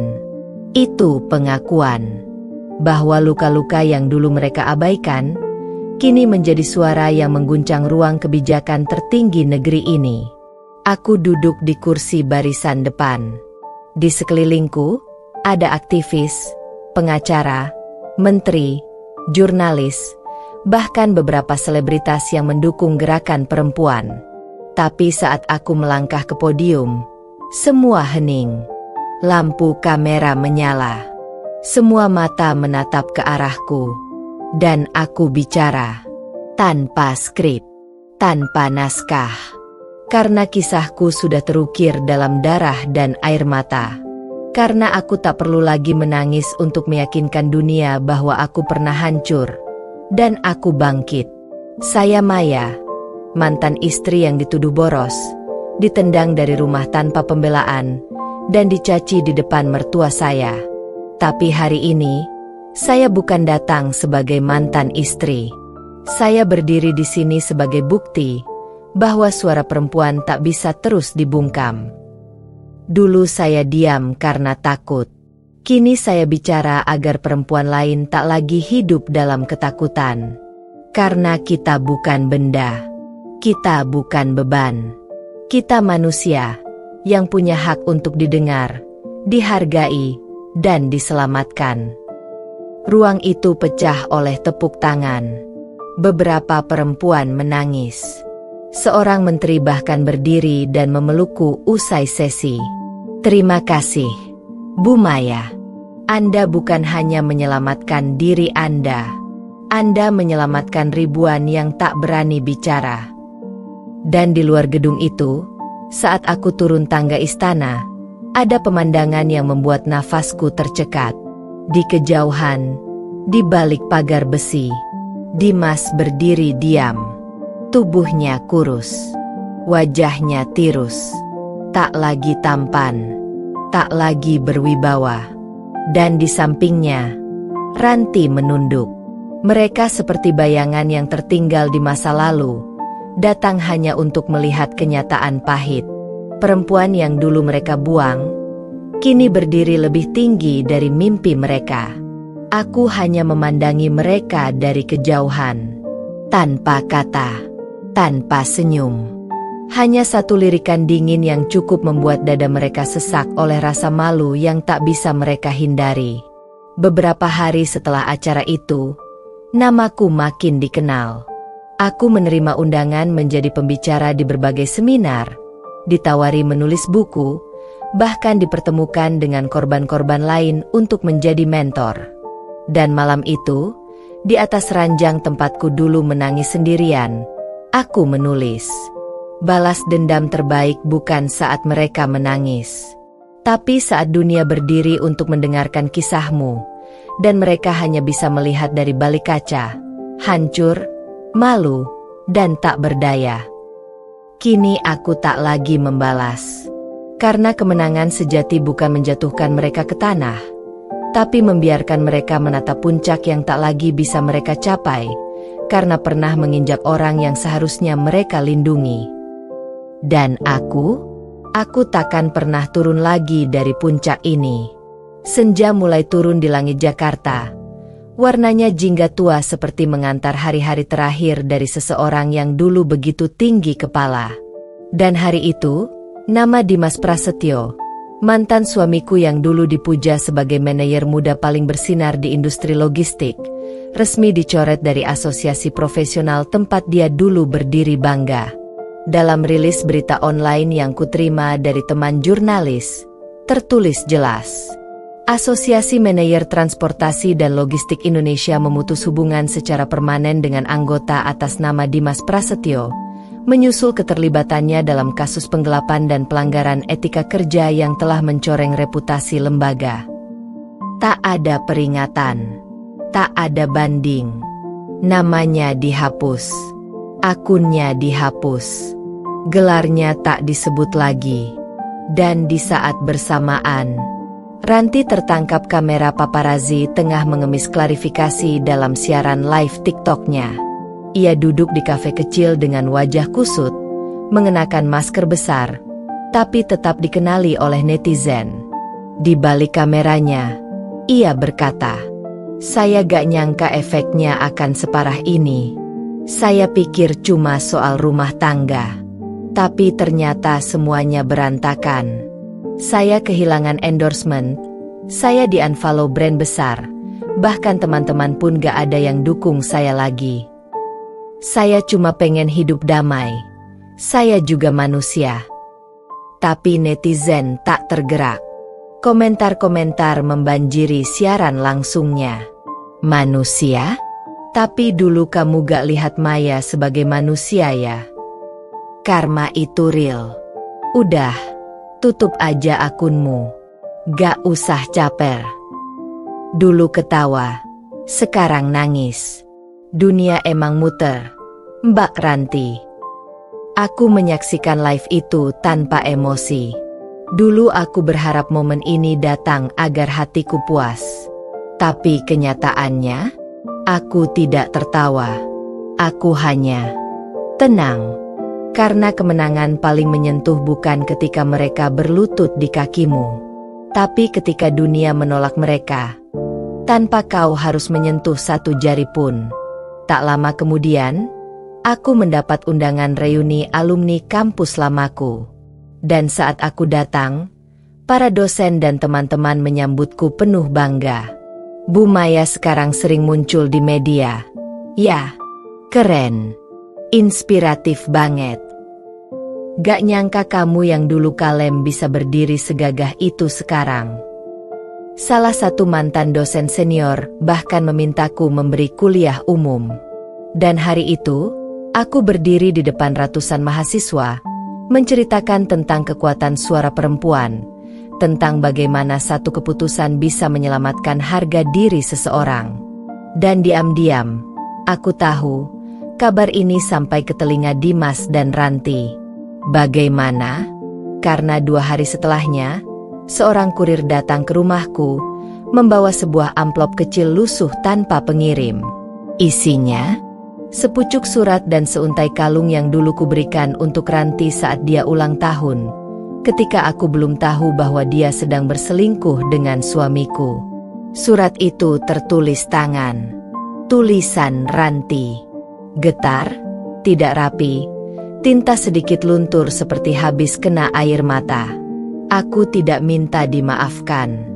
Aku hanya ingin kamu tahu. Sekarang aku benar-benar tahu rasanya jadi kamu dulu. Dibuang, disalahkan, dicaci. Aku pikir aku bisa menang. Tapi ternyata aku cuma bayangan dari perempuan yang kutendang. Aku kalah, Maya. Dan aku tahu aku pantas kalah. Tak ada tanda tangan. Tak ada salam penutup.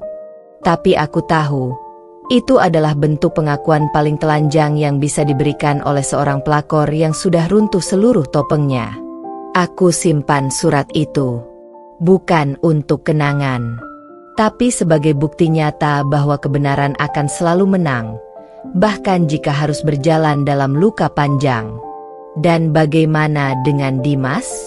Temanku dari perusahaan lama mengabari. Maya, kamu tahu gak? Dimas sekarang kerja serabutan, jadi sopir freelance. Gak ada yang mau terima dia. Reputasinya hancur total. Dan lucunya, sekarang dia tinggal di kos-kosan kecil di daerah pinggiran. Dulu kamu yang dia usir dari rumah, sekarang dia yang ditendang dari semua tempat. Ironi, pria yang dulu bilang aku boros karena beli 2 lembar sprei baru, kini menghitung receh untuk bayar sewa kamar kos. Malam itu, aku duduk di balkon rumah baruku. Rumah kecil tapi damai. Tak ada suara makian. Tak ada penghinaan. Hanya suara angin dan detak jantung yang tenang. Aku menatap bintang. Dan aku tahu, aku telah sampai di tempat yang seharusnya. Bukan karena mereka hancur, tapi karena aku berhasil menyelamatkan diriku sendiri dari kehancuran yang mereka rancang. Dan esok pagi, aku akan kembali berdiri, mengisi seminar, menulis buku, mewakili suara yang dulu dibungkam. Karena aku bukan sekadar perempuan yang dibuang. Aku adalah perempuan yang membuktikan, ketika kamu tak punya siapa-siapa, kamu masih bisa menyelamatkan dirimu sendiri. Gedung tinggi di bilangan pusat ibu kota malam itu dipenuhi lampu-lampu mewah, dekorasi bunga putih, dan deretan tamu undangan berpakaian formal. Kamera wartawan berjajar di sepanjang karpet merah, membidik setiap langkah tamu yang datang. Dan di tengah sorotan itulah, aku melangkah, bukan sebagai mantan istri yang pernah dicampakan, bukan sebagai korban yang pernah dituduh boros, tapi sebagai tokoh utama dalam malam penganugerahan Perempuan Tangguh Nasional 2025. Saat namaku disebut oleh Menteri Pemberdayaan Perempuan, ruangan penuh standing ovation. Untuk keberanian, integritas, dan perjuangannya membuka jalan hukum dan moral bagi para perempuan yang mengalami penindasan rumah tangga.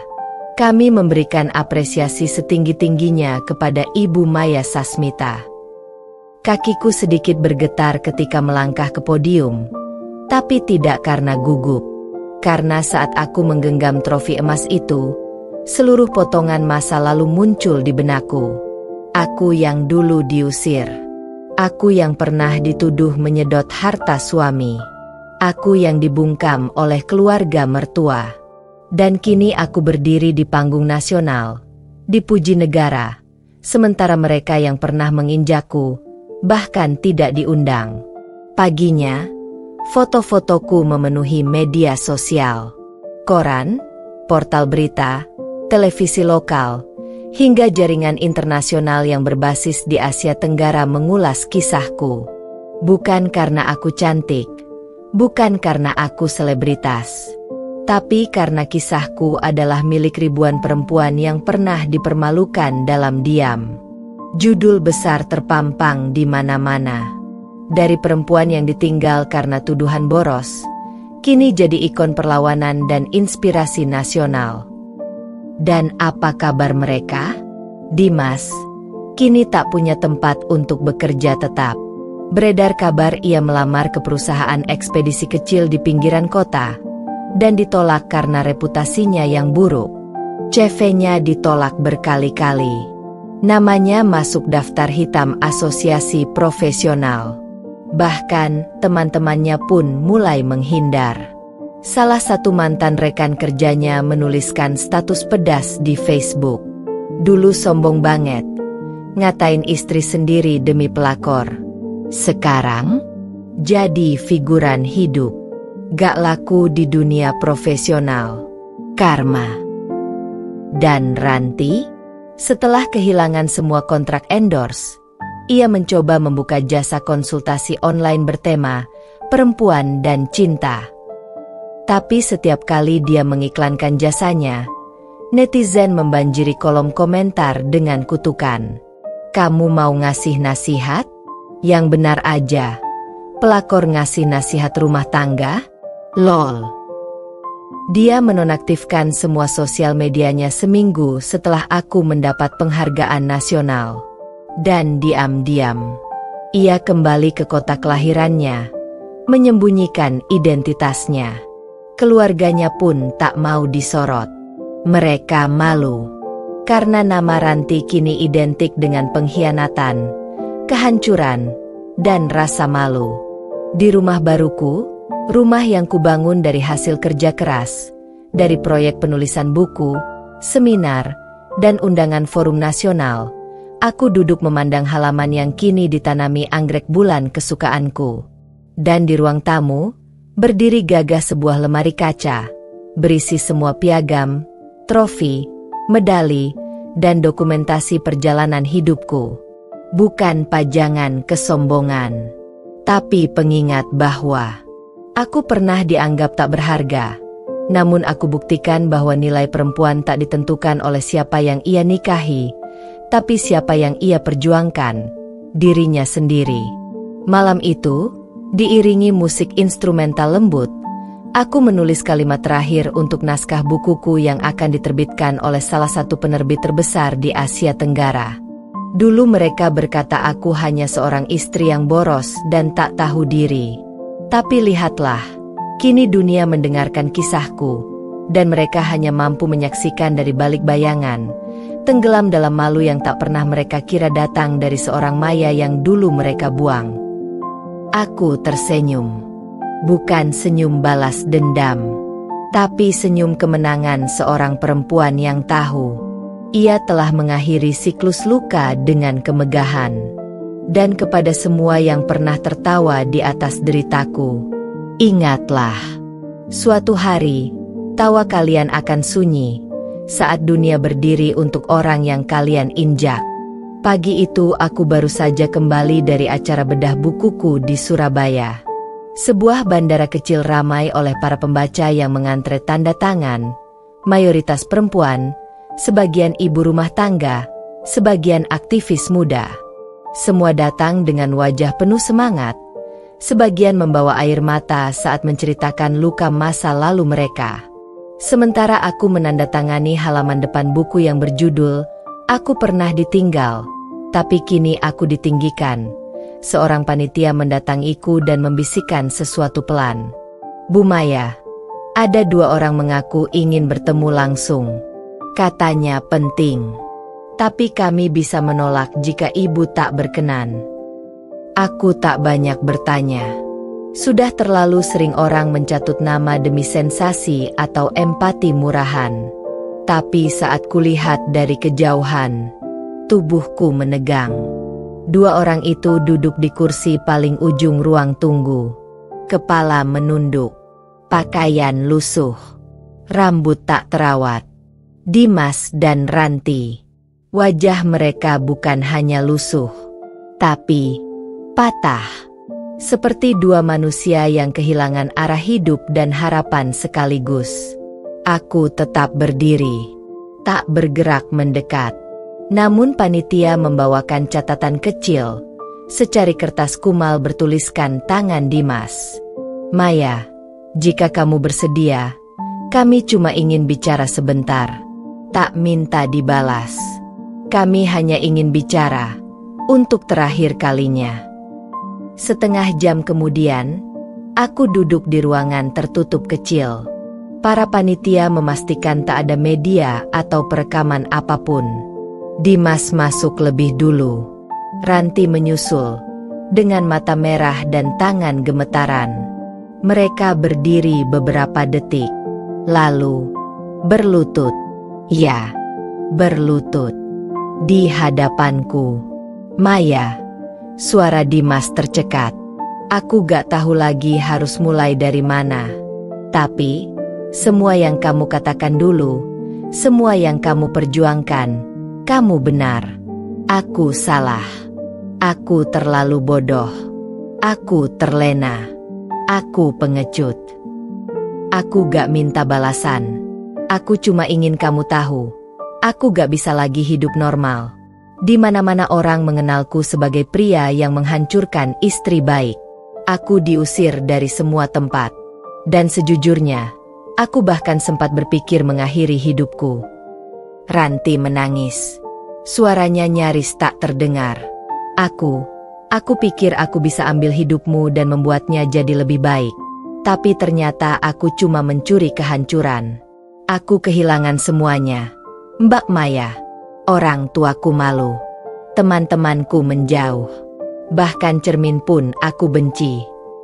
Mbak, kami datang bukan untuk minta dimaafkan.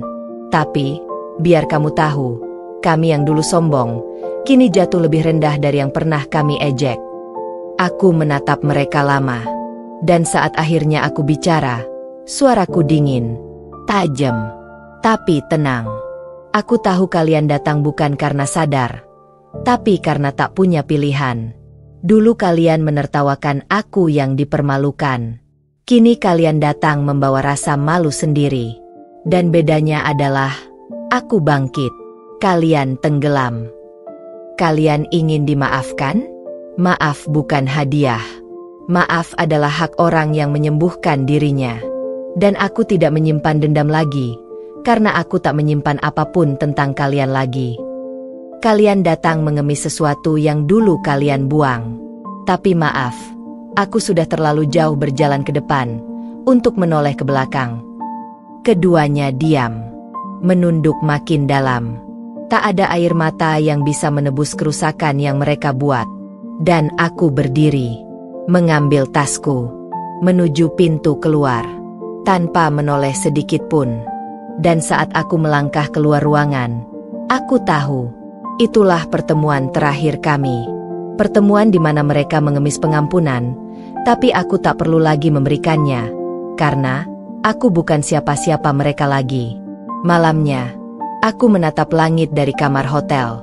Langit bersih. Bintang bertabur. Dan untuk pertama kalinya dalam hidupku, aku tak merasakan beban masa lalu sedikit pun. Mereka mungkin masih hidup, tapi hanya sebagai hantu dari kebusukan masa lalu mereka sendiri. Sementara aku hidup, sebagai cahaya untuk perempuan yang masih berjuang, sebagai suara untuk yang belum sempat bicara, sebagai pelita untuk yang masih mencari jalan keluar. Aku tak pernah minta mereka hancur. Aku hanya berdiri, dan dunia sendiri yang menjatuhkan mereka. Dan kini, saat mereka meminta maaf dalam diam, aku memilih melangkah, dan tidak pernah kembali. Suara tepuk tangan bergemuruh memenuhi bioskop utama di Festival Film Perempuan Asia Tenggara. Kilatan kamera menyambar dari segala arah, dan sorotan spotlight memantul ke layar besar yang menampilkan tulisan, "Perempuan yang Bangkit." Diangkat dari kisah nyata Maya Sasmita. Tanganku sedikit bergetar saat sutradara memanggilku ke atas panggung. Aku berdiri mengenakan gaun panjang sederhana berwarna putih gading. Warna kemenangan yang tak perlu mencolok tapi tak tergantikan. Hari ini, aku bukan hanya Maya. Hari ini, Aku adalah cerita hidup yang menginspirasi dunia. Film ini bukan sekadar proyek hiburan. Ini adalah momen nyata di mana luka masa laluku, yang dulu ditertawakan oleh suami, pelakor, dan mertuaku, kini diputar di layar lebar dan membuat ribuan orang menangis, berdiri, bertepuk tangan. Salah satu adegan paling membuat penonton terisak adalah ketika karakter Maya ditendang keluar dari rumah sambil membawa koper dan anaknya, dituduh boros di depan mertua, dan dilecehkan oleh suami yang membela selingkuhannya. Bahkan para penonton laki-laki pun diam dan tertunduk. Setelah pemutaran film, acara talk show dimulai. Salah satu jurnalis bertanya, "Bu Maya, bagaimana rasanya kisah ibu yang dulu begitu menyakitkan, kini menjadi inspirasi lintas negara?" Aku tersenyum tenang. Dulu saya merasa seperti sampah, dibuang, diinjak, dilupakan. Tapi saya memilih untuk tidak percaya pada anggapan mereka. Saya berdiri, walau sendiri. Dan hari ini saya tidak butuh pembalasan, karena dunia sendiri yang memilih memuliakan perjuangan saya. Dan ya, dunia memang memuliakan.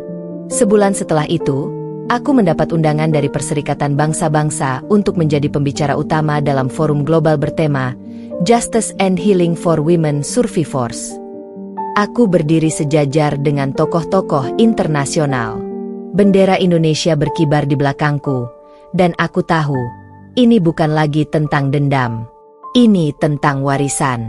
Tentang meninggalkan jejak kekuatan bagi perempuan lain.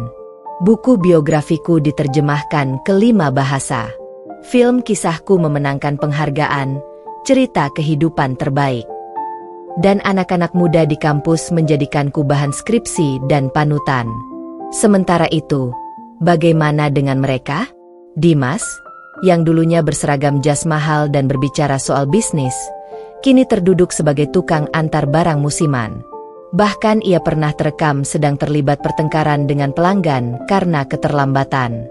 Dan ketika salah satu pelanggan mengenalinya sebagai mantan suami Maya Sasmita, dia hanya berkata, "Saya bukan siapa-siapa lagi. Tolong, jangan rekam saya." Ranti, yang dulu bercita-cita jadi selebgram sukses, kini hilang total dari peredaran. Terakhir kabar yang kudengar, dia tinggal di kota kecil dan membuka warung kecil bersama ibunya. Semua kontrak habis. Tak ada brand berani menyentuhnya lagi. Dan di kota itu, dia bukan siapa-siapa. Tapi aku kini dikenang dalam sejarah. Sebuah taman literasi di Jakarta Selatan dinamai Taman Maya Sasmita. Dengan ukiran kalimat, "Untuk setiap perempuan yang pernah diinjak, jangan pernah menyerah. Karena luka hari ini bisa menjadi pelita bagi dunia esok hari." Dan setiap kali aku melewati taman itu, melihat anak-anak muda membaca buku di bawah pohon besar, aku tahu, aku tak hidup sia-sia. Malam itu, aku duduk di balkon rumah keduaku yang berada di atas perbukitan, menghadap laut. Angin laut membelai pelan wajahku, dan bintang-bintang berkedip seperti menyapa. Di sisi lain dunia, mungkin Dimas dan Ranti masih terjaga, mungkin dalam kesepian, mungkin dalam penyesalan. Tapi aku tidak memikirkannya lagi, karena aku tahu, aku telah menulis kisahku dengan tinta luka, tapi mencetaknya dengan emas. Dan untuk setiap tawa ejekan yang dulu mereka lontarkan padaku, kini berganti dengan decak kagum, air mata hormat, dan pujian dunia. Aku, Maya, bukan hanya selamat, tapi menang. Dan abadi. Bandara Internasional Soekarno-Hatta malam itu penuh lampu kamera. Wartawan berbaris di sisi kiri pintu masuk VIP, memanggil-manggil namaku sambil menyodorkan mikrofon. "Bu Maya, bagaimana perasaan Anda akan menjadi pembicara perempuan Asia pertama di Global Women's Justice Summit di Jenewa? Apa pesan Ibu untuk perempuan yang masih diam ditindas suami dan keluarga?" Aku hanya tersenyum, melambaikan tangan. Saya pergi bukan hanya sebagai Maya. Saya pergi membawa suara perempuan Indonesia. Dan suara itu tak bisa lagi dibungkam, karena sudah menggema ke seluruh dunia. Saat pesawat mendarat di Jenewa, Aku disambut tim dari PBB dan komunitas hukum gender global. Bendera Indonesia berdampingan dengan bendera negara-negara besar. Di hotel tempatku menginap, sudah terpasang banner besar bertuliskan, Keynote Speaker, Maya Sasmita, Survivor, Aktivis, Author, Icon. Ya, dulu aku hanya istri rumahan yang dianggap boros. Kini, aku berdiri setara dengan pengacara internasional, diplomat, hingga kepala negara. Hari konferensi dimulai. Aula besar itu dipenuhi oleh ribuan peserta dari lebih dari 90 negara. Saat namaku dipanggil, lampu ruangan diredupkan. Video singkat tentang kisah hidupku ditayangkan, cuplikan dramatis dari versi film, potongan berita, wawancara, suara-suara perempuan yang pernah kubantu. Banyak peserta menunduk dengan mata berkaca-kaca. Dan saat aku berdiri di podium, mikrofon di depanku, aku hanya terdiam sejenak, merasakan detak jantungku, meresapi makna momen ini. Nama saya Maya. Saya bukan politisi, bukan pejabat, bukan keturunan orang penting. Saya hanyalah perempuan biasa yang ditertawakan saat dikhianati, dituduh boros oleh suami sendiri, diusir oleh keluarga yang seharusnya melindungi. Tapi saya tak berhenti. Saya bangkit. Saya tuntut keadilan. Dan saya berdiri di sini bukan untuk meminta simpati. Saya berdiri untuk menyerukan bahwa tidak ada seorang pun, perempuan manapun, yang pantas diperlakukan seperti beban. Kita bukan beban. Kita pondasi. Kita bukan korban. Kita cahaya. Tepuk tangan bergemuruh. Kamera merekam. Sejumlah duta besar berdiri. Dan di tengah kejayaan itu, aku tahu, aku telah menjadi simbol. Sementara itu, jauh di tanah air, Dimas bekerja sebagai petugas keamanan malam di sebuah gudang logistik kecil. Satu-satunya pekerjaan yang mau menerimanya tanpa mempermasalahkan reputasi. Ia tidur di lantai ruang jaga, makan mie instan, dan memutar hidupnya dalam lingkaran penyesalan. Ranti? Ia kini bahkan tak sanggup keluar rumah. Setiap kali ia pergi ke pasar atau warung, selalu ada suara berbisik. Itu kan pelakor yang bikin Maya terkenal. Ia menunduk, tak pernah berani menatap mata siapapun. Ia menyesal. Tapi tak ada tempat lagi untuk pengampunan. Bukan karena aku kejam, tapi karena hidup memang akan menagih semua luka yang dulu mereka anggap lelucon. Sepulang dari Jenewa, aku disambut presiden secara langsung.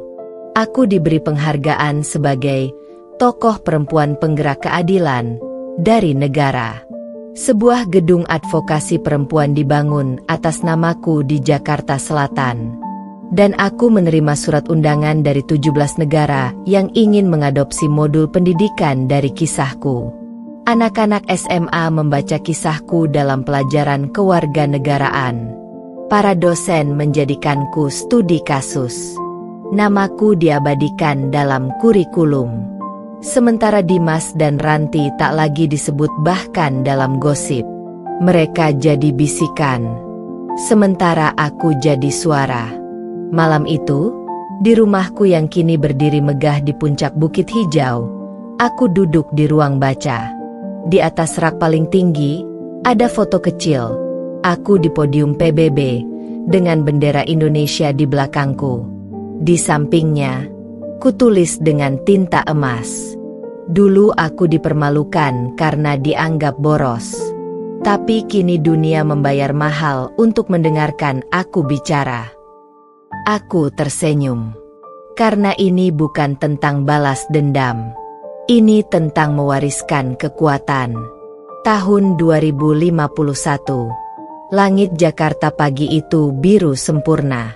Di Taman Literasi Maya Sasmita, ribuan orang berkumpul. Sebagian mengenakan pita putih di dada, simbol keberanian perempuan. Bendera setengah tiang dikibarkan di seluruh kantor pemerintahan. Media nasional dan internasional menayangkan berita besar. Indonesia berduka. Maya Sasmita, ikon perjuangan perempuan, telah berpulang dalam damai. Ya, aku meninggal dunia di usia 61 tahun, dikelilingi oleh anak-anak, cucu-cucuku, dan dunia yang tak henti mengirim doa dan bunga. Pemakamanku diliput secara nasional. Presiden memberikan penghormatan negara secara langsung. Namaku diukir di gerbang Monumen Perjuangan Emansipasi Indonesia. Sekolah-sekolah di berbagai daerah mengadakan upacara penghormatan. Dan di seluruh dunia, tagar terima kasih Maya menjadi trending nomor 1. Sementara tubuhku beristirahat dalam damai, kisahku hidup abadi di hati jutaan orang. Buku-bukuku tetap dibaca. Film kisah hidupku terus diputar ulang. Dan nama, Maya Sasmita, ditanam dalam sejarah. Bukan karena aku sempurna, tapi karena aku bertahan saat dunia ingin menghancurkanku. Dan bagaimana dengan mereka? Dimas meninggal setahun sebelumnya. Dalam kesendirian. Tidak ada yang datang ke pemakamannya kecuali satu tetangga yang merasa kasihan. Tak ada keluarga. Tak ada teman. Bahkan anak yang pernah dia buang, tak pernah mengunjunginya. Ranti? Ia dikabarkan meninggal di panti sosial, dalam keadaan sakit dan tak terurus. Tak ada identitas resmi. Tak ada pelayat. Namanya bahkan tak muncul di media. Hanya berita kecil dari media lokal. Seorang wanita tanpa keluarga ditemukan meninggal dunia di panti asuh Harapan. Tak seorang pun mengenalnya lagi. Tak seorang pun mengingatnya. Mereka mati dalam senyap, seperti bisikan yang tak pernah penting. Dan di hari ke-7 wafatku, sebuah patung didirikan di depan gedung Mahkamah Agung. Patung seorang perempuan berdiri tegak, mengenakan pakaian sederhana, mengangkat satu buku ke langit. Di bawahnya tertulis, "Ia pernah dihancurkan, tapi ia tidak pernah hancur." Maya Sasmita, suara yang mengguncang dunia. Begitulah akhir kisahku. Aku tak membalas dendam dengan air mata. Aku membalas dengan pencapaian. Dengan keteguhan, dengan kemenangan yang tak bisa dihapus oleh waktu. Dan ketika aku tak lagi ada, dunia tetap mengenangku sebagai perempuan yang dulu dipermalukan, tapi bangkit dan memeluk sejarah. Karena kebenaran tak butuh pembelaan keras, ia hanya butuh waktu. Dan waktu selalu memihak mereka yang tulus.